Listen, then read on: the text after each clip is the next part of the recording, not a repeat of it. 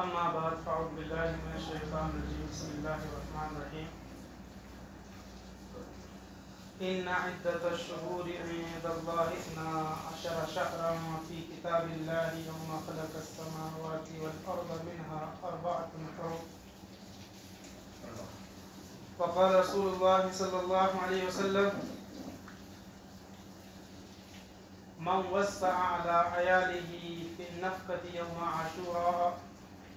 وسع الله عليه سائر سنته او كما قال علیہ الصلوۃ والسلام۔ محترم بزرگوں بھائیوں، اللہ تبارک و تعالیٰ کا احسان ہے کہ اللہ تبارک و تعالیٰ نے ہمیں ایمان اور اسلام کی دولت عطا فرمائی، اور اللہ تبارک و تعالیٰ نے ہمیں حضور صلی اللہ علیہ وسلم کی امت کے اندر پیدا فرمایا۔ ابھی جو مہینہ چل رہا ہے محرم الحرام کا، یہ اسلامی مہینوں میں سب سے پہلا مہینہ ہے۔ قرآن کریم کے اندر اللہ نے ارشاد فرمایا کہ جس دن سے اللہ نے آسمان و زمین کو بنایا ہے، اسی دن سے مہینوں کی تعداد بھی اللہ نے 12 بنائی ہے۔ یعنی جب سے اللہ نے اس کائنات کو بنایا ہے، اسی وقت سے شروعات سے ہی اللہ تعالیٰ نے سال کے 12 مہینے بنائے ہیں، اور ان 12 مہینوں میں سے 4 مہینے یہ بڑے محترم مہینے کہلاتے ہیں، بڑے تعظیم کے مہینے کہلاتے ہیں۔ ویسے تو سارے مہینے برابر ہیں، لیکن 4 مہینوں کی اللہ نے خود ان کی فضیلت بیان فرمائی اور ان کو قابل احترام بتایا۔ ان میں سے یہ محرم کا مہینہ یہ سب سے پہلا مہینہ، اور آخر کے 2 مہینے یعنی اس سے پہلے والے 2 مہینے ذی القعدہ، ذی الحجہ، محرم، 3 مہینے تو یہ، اور 1 مہینہ رمضان سے پہلے کا رجب، یہ 4 مہینے قابل تحریم ہے، قابل تعظیم ہے۔ تو 12 مہینوں میں سے جو سب سے پہلا مہینہ ہے محرم کا، یہ بھی ان 4 مہینوں میں سے ہے جن کو اللہ نے قابل تعظیم بنایا۔ تو یہ محرم الحرام کا مہینہ ہے، اور حدیث کے اندر موجود ہے، اللہ کے نبی صلی اللہ علیہ وسلم نے فرمایا افضل الصیام بعد رمضان شہر اللہ محرم، کہ رمضان کے بعد میں سب سے افضل روزے یہ محرم کے مہینے کے ہیں۔ یعنی رمضان کے روزے تو فرض ہیں، تو رمضان کے روزوں کے بعد میں روزوں کا جو مقام ہے وہ محرم کے روزوں کا ہے، کہ اس مہینے میں آدمی کسی بھی دن، پورے مہینے میں کبھی بھی کسی بھی دن کوئی روزہ رکھے گا تو اس کا مقام اور مرتبہ بہت اونچا ہے۔ تو رمضان کے فرض روزوں کے بعد میں سب سے افضل روزے اس مہینے کے روزے ہیں۔ اسی طریقے سے نماز میں فرض نمازوں کے بعد میں سب سے افضل نماز یہ رات کی نماز ہے، جس کو ہم تہجد کی نماز کہتے ہیں۔ تو یہ فضیلت بھی حدیث کے اندر موجود ہے۔ ابتدائی اسلام میں شروع زمانے میں یہ عاشورہ کا روزہ، عاشورہ بولتے ہیں محرم کی 10ویں تاریخ کو، تو شروع زمانے میں، شروع اسلام میں یہ عاشورہ کا روزہ فرض تھا، نبی پر بھی اور صحابہ پر بھی، ایمان والوں پر بھی۔ پھر جب اللہ تعالیٰ نے رمضان المبارک کے روزے فرض کیے تو اس عاشورہ کے روزے کی فرضیت کو اللہ نے ختم کر دیا، اس کو منسوخ کر دیا۔ اب رمضان کے روزے فرض ہیں اور یہ عاشورہ کا روزہ اب فرض نہیں۔ لیکن کوئی آدمی اب یہ کہنا چاہے کہ نہیں شروع میں فرض تھا تو ابھی ہم فرض سمجھیں گے، تو وہ غلط مانا جائے گا۔ ابتدائی اسلام میں بہت سی چیزیں وہ تھی، بہت سے طور طریقے عبادت کے وہ تھے کہ جو شروع میں تھے، بعد میں خود اللہ تعالیٰ نے وحی کے ذریعے یا اپنے نبی کے ذریعے ان طریقوں کو ختم کر دیا۔ تو انہی میں سے یہ عاشورہ کا روزہ بھی ہے کہ ابتدائی اسلام میں فرض تھا، بعد میں اس کی فرضیت کو اللہ نے ختم کر دی. لیکن فرضیت کے ختم ہونے کے بعد بھی، رمضان کے روزے فرض ہونے کے بعد بھی اللہ کے نبی صلی اللہ علیہ وسلم اس روزے کو رکھتے تھے اور ہمیشہ اس روزے کو رکھا. آپ نے بھی رکھا، صحابہ کے نام نے بھی رکھا. تو اب اس عاشورہ کے روزے کو سنت یا مستحب قرار دیا جاتا ہے. اور جب اللہ کے نبی صلی اللہ علیہ وسلم مکہ سے ہجرت کر کے مدینہ گئے تو مدینہ میں بھی آپ نے یہ عاشورہ کا روزہ رکھا. تو صحابہ کرام نے اللہ کے نبی صلی اللہ علیہ وسلم سے ایک مرتبہ یہ فرمایا، جب آپ نے یہ عاشورہ کا روزہ رکھا تو صحابہ کرام نے فرمایا کہ یہ جو یہودی ہیں وہ بھی عاشورہ کے دن کا بڑا احترام کرتے ہیں، اس کی تعظیم کرتے ہیں. اور تعظیم کیا ہے کہ وہ بھی اس دن روزہ رکھتے ہیں. یعنی عاشورہ کے دن کی تعظیم یہودی کس طریقے سے کرتے ہیں کہ وہ اس دن سب کے سب روزہ رکھتے ہیں، تو یہ اس دن کی تعظیم ہے. تو پھر اللہ کے نبی صلی اللہ علیہ وسلم نے فرمایا کہ اگر ہم آئندہ سال زندہ رہے، یعنی یہ محرم کی بات ہے کہ اگر ہم آئندہ سال زندہ رہے تو ہم 9 تاریخ کا بھی روزہ رکھیں گے، تاکہ یہودیوں کے روزے میں اور ہمارے روزے میں فرق ہو جائے، ایک جیسا نہیں لگے کہ ہم بھی آج تک تو ہم بھی 10ویں محرم کو روزہ رکھتے ہیں، یعنی ایک ہی روزہ رکھتے ہیں، اور یہودی بھی ایک ہی رکھتے ہیں. لیکن اب ہمیں معلوم ہوا کہ یہودی، پہلے معلوم نہیں تھا کہ یہودی بھی اس دن روزہ رکھتے ہیں، لیکن جیسے ہی آپ کو معلوم ہوا تو آپ نے فوراً یہ اپنی یہ تمنا ظاہر کی کہ اب اگر آئندہ سال ہم زندہ رہے تو ہم 9 تاریخ کو بھی روزہ رکھیں گے، یعنی 9 کو بھی اور 10 کو بھی رکھیں گے. لیکن آئندہ سال کے آنے سے پہلے اللہ کے نبی صلی اللہ علیہ وسلم کی وفات ہو چکی ہے، یعنی محرم میں یہ بات ہوئی تھی، اور اس کے 2 مہینے بعد سفر اور ربیع الاول، اس کے بعد جو دوسرا مہینہ آنے والا ہے، یہ محرم کا مہینہ چل رہا ہے، پھر سفر کا آئے گا، پھر ربیع الاول کا. تو ربیع الاول کے مہینے میں آپ صلی اللہ علیہ وسلم کی وفات ہو چکی. تو آپ کو تو یہ 9 تاریخ کا روزہ رکھنے کا موقع نہیں ملا، لیکن آپ کی تمنا جو آپ نے صحابہ کے سامنے ظاہر کی وہ تمنا موجود ہے. اور اگر آپ زندہ رہتے تو آپ 9 تاریخ کو بھی روزہ رکھتے. تو اس سے فقہاء کرام نے یہ بات نکالی ہے اور یہ مسئلہ نکالا ہے کہ اب ہمیں صرف 10ویں محرم کا یعنی عاشورہ کا روزہ نہیں رکھنا، بلکہ اس کے ساتھ میں ایک روزہ اور رکھنا ہے. اللہ کے نبی صلی اللہ علیہ وسلم کی یہ تمنا تھی، تو اس تمنا کو ہم پورا کرتے ہوئے اب ہم عاشورہ کے روزے کے ساتھ میں ایک روزہ اور رکھیں گے، یعنی 2 روزے ہم رکھیں گے. علامہ انور شاہ کشمیری رحمۃ اللہ علیہ عاشورہ کے روزے کے بارے میں 3 باتیں بیان فرماتے ہیں کہ اس کے 3 شکلیں ہیں عاشورہ کے روزے کی. سب سے بہتر، سب سے افضل اور سب سے اول نمبر کی شکل تو یہ ہے کہ 9 تاریخ کو بھی روزہ رکھ لیا جائے، 10 کو بھی اور 11 کو بھی،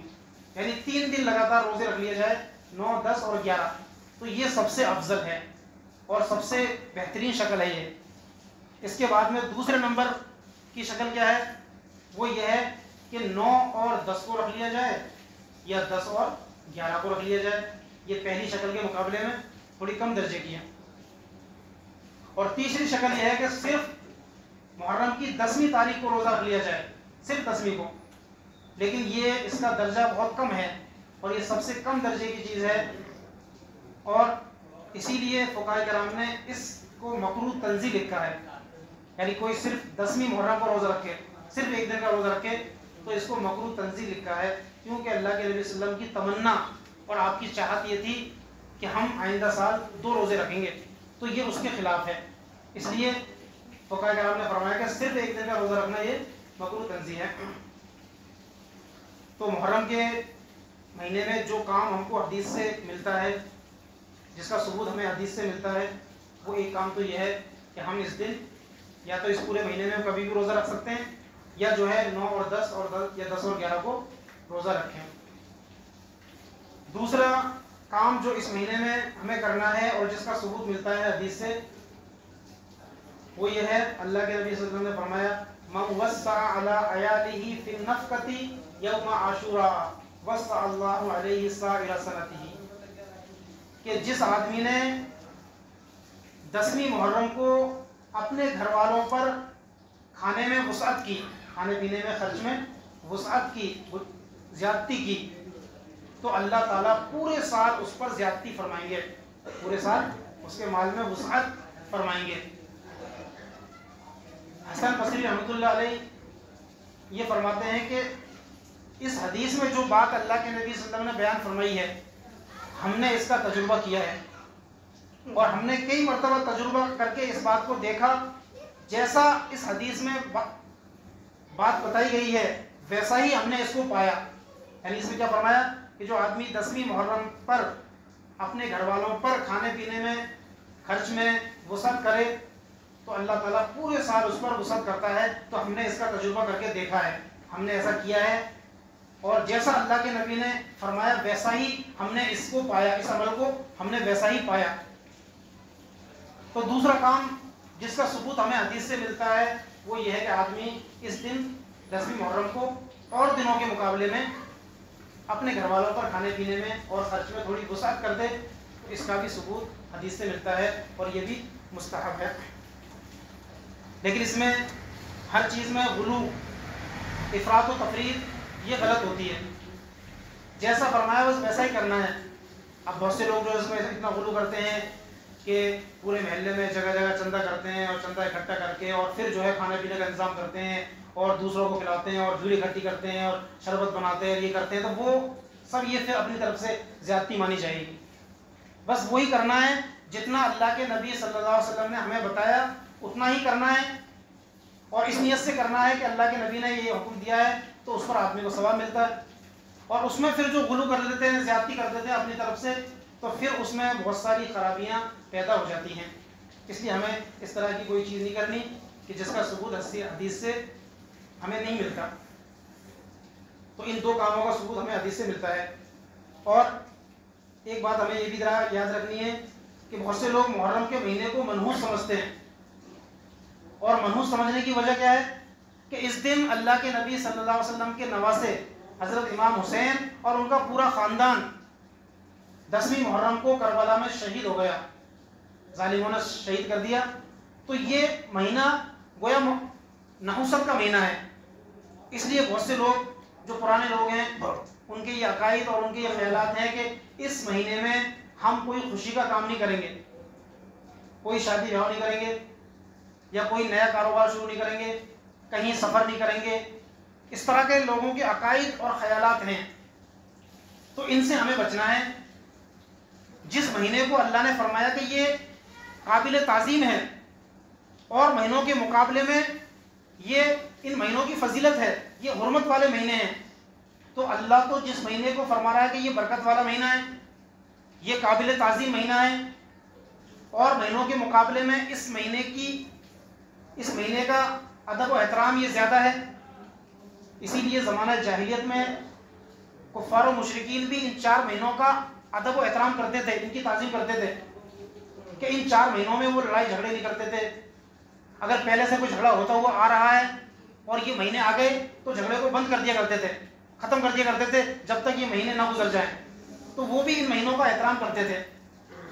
تو اللہ تو اس مہینے کو فرمائے قابل احترام مہینہ ہے اور ہم اس کو منحوس سمجھیں،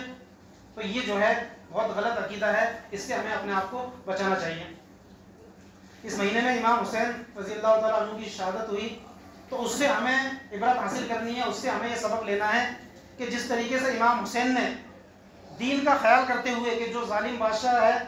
آپ کو پتا تھا کہ یہ صحیح طریقے سے نظام کو نہیں چلا پائے گا اور یہ پورے نظام کو بیکار کر دے گا اور یہ اس لائق نہیں ہے، اور لوگوں نے امام حسین کو اس قابل سمجھا اور خطوط لکھ کر آپ کو بلایا، بے شمار خط بھیج کر آپ کو بلایا۔ آپ جو ہے اپنے گھر والوں کو لے کر وہاں روانہ ہو، وہاں کے لیے سفر شروع کر دیا، اور وہاں جا کر پہنچے تو کچھ لوگ جو شرارتی قسم کے لوگ تھے انہوں نے پھر لوگوں کو بہکانا شروع کیا اور ان کو بھڑکانا شروع کیا، اور جو ہے جو لوگ آپ کے موافق تھے ان سب کو مخالف کر دیا۔ اس لیے کہ اس طرح کے لوگ موجود ہوتے ہیں کہ وہ دین کا فائدہ گوارا نہیں کرتے۔ اگر امام حسین کو جو ہے خلافت مل جاتی، یہ خلیفہ بنتے، تو ایک بڑا فائدہ ہوتا دین کا، لیکن کچھ لوگوں کو دین کا فائدہ ہوتا ہوا نظر آتا ہے تو ان کو برداشت نہیں ہوتا، وہ دین کے فائدے کو گوارا نہیں کرتے، اس میں ٹانگ لاتے ہیں، اس کو بگاڑنے کی کوشش کرتے ہیں، اور جب ایک کام بگڑ چکا تو اس میں ان کو مزہ آتا ہے۔ برسوں تک ایک کام بگڑا ہوا ہے، دین کا نقصان ہو رہا ہے، امت کا نقصان ہو رہا ہے، کوئی پرواہ نہیں، کوئی فکر نہیں، اور ایک کام جب بنتا ہوا نظر آتا ہے تو پھر لوگ اس میں ٹانگ اڑاتے ہیں۔ تو یہی معاملہ ان کے ساتھ میں کیا گیا، جن لوگوں نے بلایا بعد میں چل کر جو ہے انہی لوگوں نے دھوکہ دینا شروع کر دیا، اور پھر جو ہے ان کی شہادت ہوئی۔ تو اس سے ہمیں یہ سبق لینا ہے کہ ہمیں دین کے معاملے میں کسی سے کوئی سمجھوتا نہیں کرنا، چاہے کوئی بڑا سے بڑا ظالم ہو، لیکن ہمیں ڈٹ کر اس کا مقابلہ کرنا ہے، چاہے ہمیں شہادت مل جائے، اس کی کوئی پرواہ نہیں کرنی۔ یہ سبق ہمیں امام حسین کی شہادت سے ملتا ہے، یہ سبق ہمیں لینا چاہیے۔ امام حسین نے میدان کربلا میں نماز نہیں چھوڑی، لڑائی ہو رہی تھی، نماز کا وقت آتی فوراً نماز پڑھتے، اور آج ہمارا کیا حال کیا ہے ہم سب جانتے ہیں کہ نماز ایک وقت کی نہیں پڑھتے، اور جو ہے امام حسین کی محبت کا دعویٰ کرتے ہیں۔ تو اس سے کوئی فائدہ نہیں ہے، اس سے ہمیں بچنا چاہیے۔ اللہ تعالیٰ ہم سب کو عمل کی توفیق عطا فرمائے۔